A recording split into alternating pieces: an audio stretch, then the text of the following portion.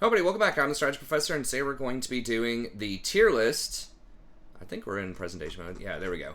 The support tier list for patch 6.11 or 12.11.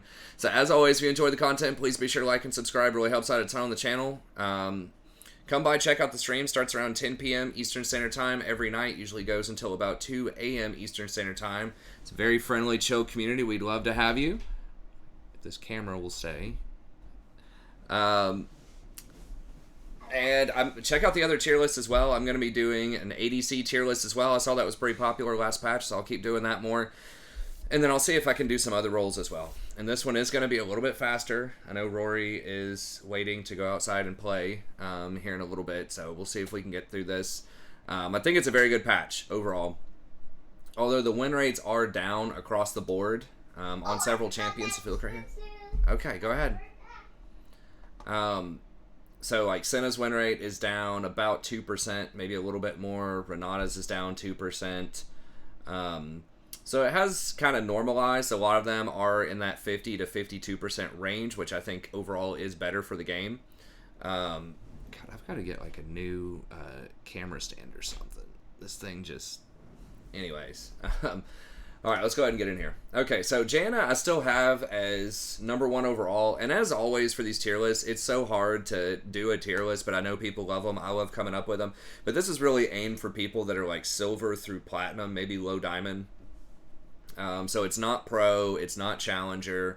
So it's going to be a little bit different there. And then also some champions are really, really good, like Rakan, if you have a ton of experience on them. But they're not great if you don't basically one-trick them. But other champions are just going to be better, like Janna, with just more average kind of experience on them. So that's why I've got kind of a different assortment of champs up here. But anyways, okay, so Janna still going to be really strong. Statistically, obviously really good on this patch. And they did nerf healing on this patch, so that's going to help any of the Moonstone users, so they're going to get a bit stronger than they were. And she really didn't get nerfed that hard. I think her shield got tapped a little bit, but a lot of the power of Janna is her disruption. It's not necessarily the healing and shielding. Like, that's nice, but it's really the fact that she can peel different backline really effectively. Okay, give Daddy just a few minutes. Okay? Just play on Big Poe for a few minutes, and then we'll be ready. Okay, I think I last saw it in your room. And Janna has a very unique interaction with Glacial Augment that gives her a lot more utility. Pretty much her Q or her R can both trigger this. And because it scales off of plus healing and shielding, then the fact that she can get a ton of that just from getting Moonstone, which stacks and gives plus healing and shielding, and Redemption, which gives quite a bit of plus healing and shielding, makes her a really good user of that. There aren't that many other enchanters that have multiple ways to trigger Glacial Augment and get that. And it ends up being like almost an 80% slow or something off of 2 items. It's pretty ridiculous. So I think they tapped it a while ago, but they didn't really nerf it that hard. So Janna pairs really well with a lot of long-range ADCs that have good scaling, good AD scaling, and particularly crit users. She's going to be excellent. So that's some of the best ADCs right now out there are going to fit that profile. Jhin, she's pretty good with Jhin, good with Jinx, pretty good with Zeri, I think, who's becoming increasingly popular. One of the best ADCs on this patch. I didn't think the buffs were going to be that big on her, but apparently they are, win rate-wise at least. Just overall solid champion, pretty typical build. She's also good at rotating because she gets a lot of extra movement speed off of her W. So she can rotate to side lanes or she can roam really well. There have been some metas where people do go mobility boots, but Ionians are so strong right now, you probably just want to stick with the Ionians. So not an insane amount of lane pressure. As you can see, the most popular builds now are just kind of maxing the E rather than putting 3 points in W and then maxing E. It kind of depends on the lane, on what you want to do there. But just a really, really strong champion overall. Great peeler, great in the meta. Now, like, her one downside is she has no way to engage to start fights. I guess you can have like a fully charged tornado and hit somebody with it and hit them with the glacial, and maybe that gives you a chance, but it's a really shaky engage at best. So you want to make sure that your team already has good engage or that you have much higher scaling than the enemy team to make her work. Okay. Then I've got Renata, who's been doing pretty well overall. I've played her a few times on stream. And she does bring a lot of kind of unique aspects in her kit. So she does have an engage with her Q. It's fairly short range. It doesn't say the range here, but it feels like it's like 900, maybe 1,000. So it's definitely less than like a Blitzcrank hook, but it's even less than like Thresh hook or Leona E, Nautilus hook, I believe. So it's a pretty short range, but you can get up to 1.5 seconds worth of stun. So that's pretty good. If you throw someone into someone else, you can get a little mini stun. So it's an okay piece of disruption there, but really she's designed to peel, and one of the main attractions are her W. So if the enemy has a lot of dive, they've got like Zed, Hecarim, Olaf, stuff like that, and they're just trying to get in there and kill people. You can use that bailout to potentially, it's almost like a Zillion ult, bring someone back to life, and then keep them back to life. But it's a normal ability. It doesn't have any warm-up. Obviously, when it happens, like a Zillion ult, or I guess no downtime on it. But it's a really, really short cooldown with all the ability haste later on in the game. So, overall, really powerful ability. Great at protecting your backline.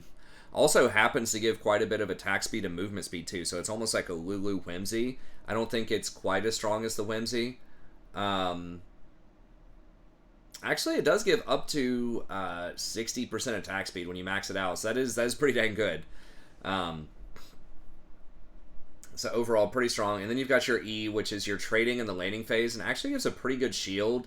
So it's 110, but that's for everybody who gets hit in your radius and that you hit where you throw it. So it's got pretty good area coverage, and gives it a 220 base once you have it maxed out, and pretty good damage overall too at 185. Not insane, but it's a pretty solid ability. I'm really surprised more people don't do like 3 points of E in lane and then max the W, because the W feels like that's probably the most impactful. You can only cast it once per fight in a lot of situations, so maybe that's why it's only one. But either way, pretty strong. That also does allow her to take Shirelia's, which is a really good item in the meta that's still going to be dominated by fighters and bruisers that just want to run in, dive the backline. Shirelia's is a really nice tool for that. Now, other champions can do that, like Janna and Sona can do Shirelia's as well. But Renata is going to be pretty solid also. And then, of course, you've got her R, which is basically like an AoE taunt that also does, some additional damage. So, overall, pretty strong champion. She's going to be squishy if people get a hold of her, but she does have some nice anti-dive technology. Just a very unique, fairly well-rounded champion. She is immobile. She is somewhat squishy. So she does have that going against her, but she does bring a lot of utility to the table. Okay, then we have Sona. There's not really that much new going on with Sona. The big attraction here is that they did nerf the anti-healing. So if you do want to go for a Moonstone Sona build, it's going to be stronger, because now even the updated Grievous Wounds is only 40%, where a few patches ago it was 60%. Now, they did nerf her healing and shielding on her W. So I don't know the exact math, if it's better now or worse if they take Grievous. But she still provides a lot of pressure early on with the Qs. She can get her wards really early because of that. Super easy to spam. She can go Archangels, which a lot of people get with her second. That can give her a little bit of extra power in the mid game. And she does have really nice mobility, too, for you and your team for those rotations around the map. So, pretty good overall.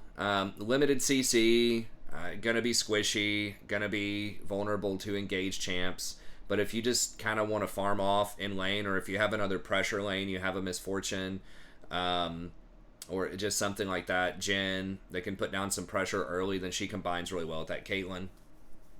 Sona's gonna be pretty good with that. Okay, and then we've got Senna. Now, Senna was adjusted, I would say, on this patch for ADC. It's probably a buff because it's going to give you more souls when you attack.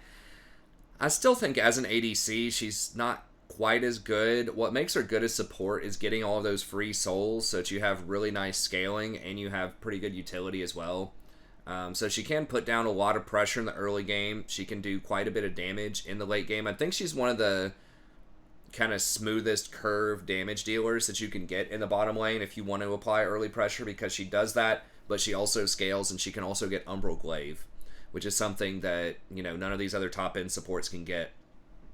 So that's extremely powerful for vision control in the early game. It did get tapped a little bit, but it's not going to matter. The cooldown on it went from 35 seconds to 40 seconds, but it's basically going to be up almost all the time because you never waste it either, right? When you're walking around, it tells you if there's a ward there. You don't even have to press activation. So anytime it gets used, you're definitely getting at least one ward off of it.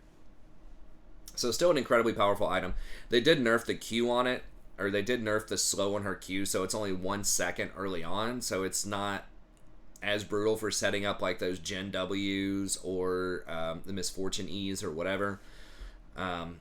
So she does lose out on that, but I think in the early game it's not going to matter a ton because you're still going to have your trading that's going to be really good. Like your Q still does nice damage, nice heal. You still have great range. You still have the W to help cover you if anyone tries to engage.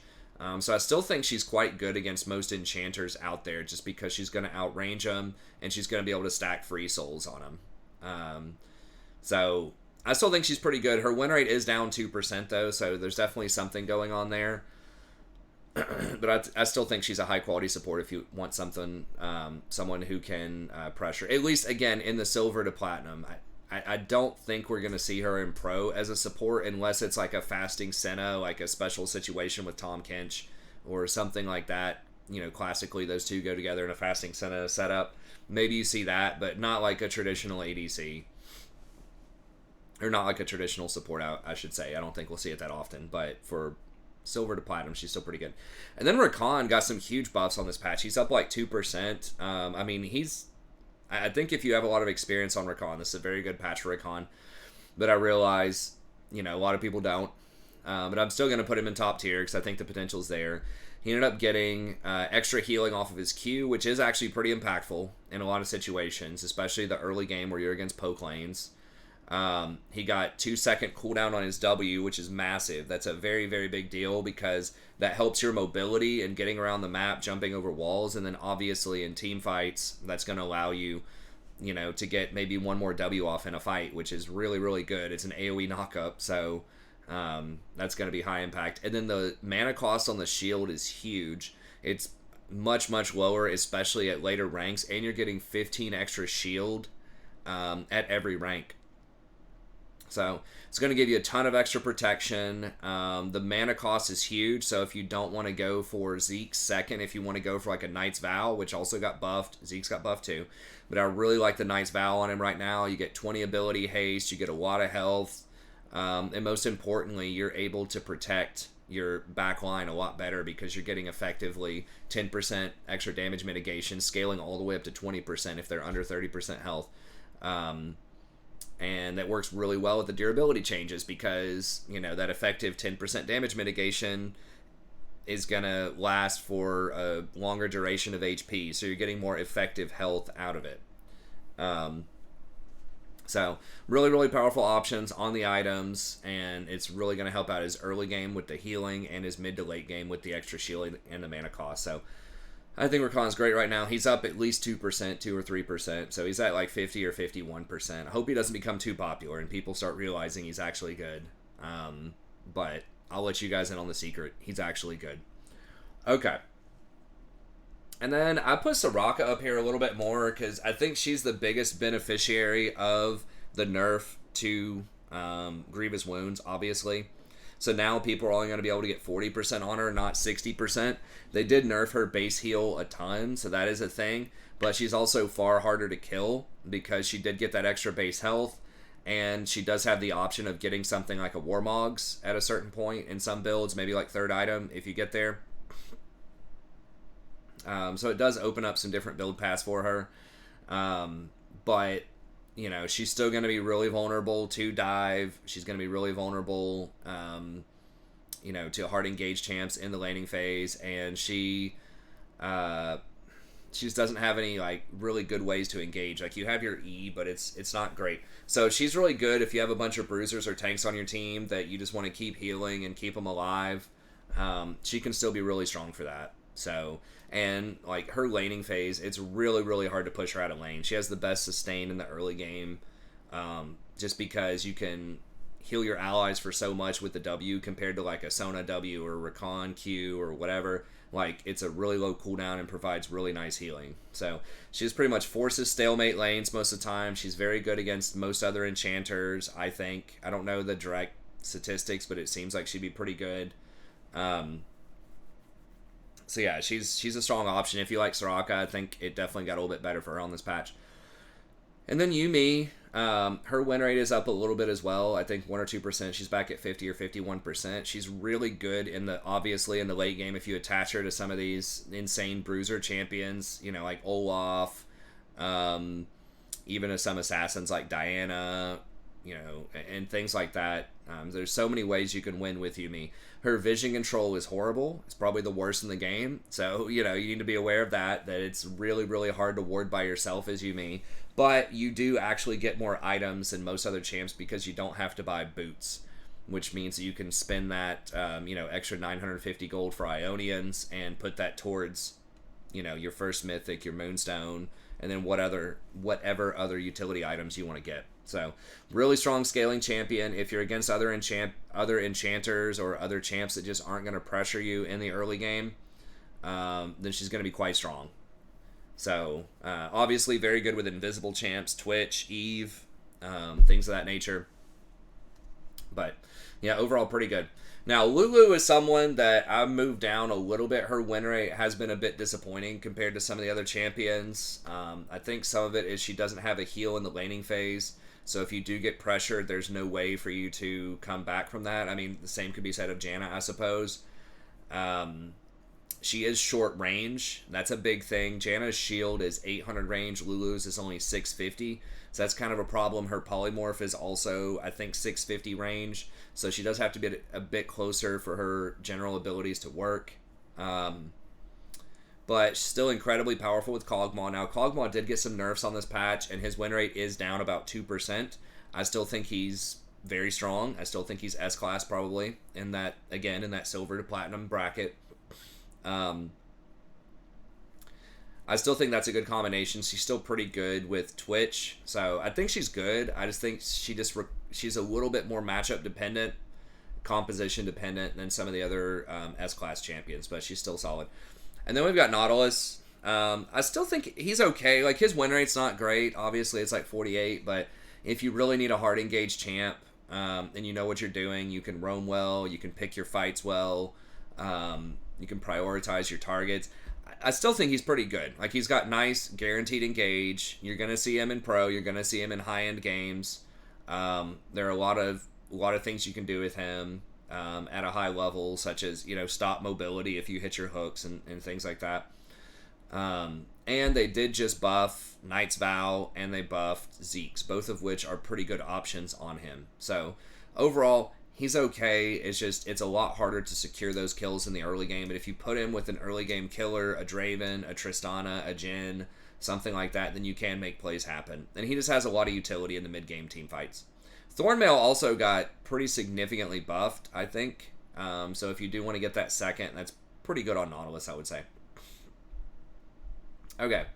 And then all the rest of these are not necessarily in any particular order. I think in B tier, everything's playable. I mean, I think the game is in a fairly balanced state. Most supports are in that 48 to 52% win rate bracket, which is really where you want to be as a game designer, I think. So I think they're doing a good job balance-wise overall. So I would consider S to be significantly above average, like ideal picks, A to be above average, B to be like average playable. You know, if you have good experience on these champs, you definitely can make them work. A few that I'll say that kind of stuck out to me that people have talked about on this patch is Ashe. We've seen a lot of Ashe support on this patch, and it does have some interesting qualities about it. So it's got the hawk shot early on, so it makes it very easy to track the jungler. You know, the first couple of clears, you should probably know where the jungler is based on their pathing and sort of the timing of that pathing, right? Like, they're almost always going to be near the top side of the map around like 2:45 to 3 minutes, depending on the jungler, but it does help you discover those things, and it does help you with vision later on in the game too, because that is one of the major downsides of some of these squishy, immobile supports, is that they can get caught out in the mid game because they're trying to ward and they, you know, just die. but Ashe can get around that a little bit with the hawk shot. You do have like okay harassment early on with your W spam and Comet.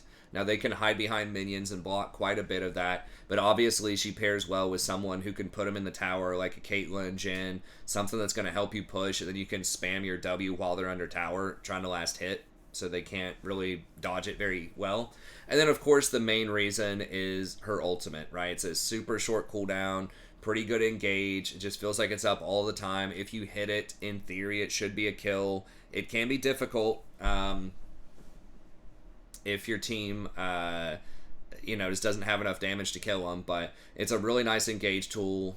And she can, in theory, she has some interesting item choices. You can get Umbral early on if you want to help with the ward clearing. I don't think she uses it as well as Senna does, but it's definitely playable. A lot of people have been going Leandries just for the poke damage with the W, which is kind of hit or miss. I'm not like a massive fan of that, but just because she has almost no AP ratios, it's really just your ultimate.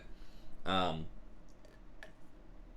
she's okay. She's cute. I think we've beat it most of the time we played against it. I've played as it one time. Feels kind of good in the laning phase. Hitting the arrows definitely feels good, but I did go 0-8 in that game. So, I don't know. I'm not a huge believer in it. I know that Brad on the channel really likes it. Other people have been trying it out. It does have a nice engage if you can hit your arrow all the time, but it's a little too vulnerable for my taste. Other ones, Pyke is pretty good. I mean, a lot of people thought Pyke would fall off super hard just because everyone has more HP. I mean, I thought that too, but it seems like he's been about the same, and he might even be doing slightly better just because hooking those enchanters is so powerful. And I feel like Pyke is extremely good against Senna. I've tried to play that matchup, and it is almost unplayable. Is you have no tools really to dodge that hook. You have a little bit of extra movement speed off of your Swifties, but man, when he gets going, he can really kill you. And he can do Umbral as well. He roams really well. He's very scary if you can stay ahead on him. So he feels kind of worthless if you're behind, but if you're ahead, he's definitely one of the best snowball supports out there. And like Blitzcrank is still pretty good as well. Obviously if you land that hook, you can still potentially get the kills, but it's just harder to convert them now than it was. And that's, your whole thing is the hook, right? If you're not getting those kills and you're not really doing a lot later on in the game. Taric did get some buffs. I haven't seen him in a while. I don't remember what his win rate is. But they looked pretty nice, but Taric just sort of by design, he does have a pretty high win rate right now. Taric by design seems like it is a little bit harder to succeed with him just because he's pretty much a peeler tank. Now, I was wondering if you could do a Shirelius with him. It does have an okay win rate just to try to get in there, because if you could use your ultimate on your team and just run your team in and like flash stun with your E, that could be a pretty good engage tool.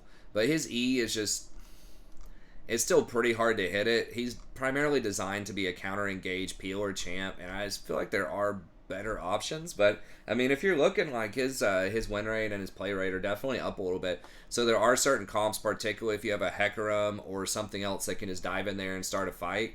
I could see Taric potentially being pretty strong. And that's going to be it. Like I said, I got to go play with Rory here, and I'm actually going to try to do a tier list in under 30 minutes, so let me know what you guys think about this overall. I know I went into less like in-depth stats about a lot of the champs there, but hopefully I was still able to cover everything that you wanted to hear and give you some good information. But be sure to stay tuned for the rest of the tier list. Come by, check out the stream, 10 p.m. Eastern Standard Time every night. I'll try to start doing some more guides here sometime soon, and I'll see everyone next time. Have a good day.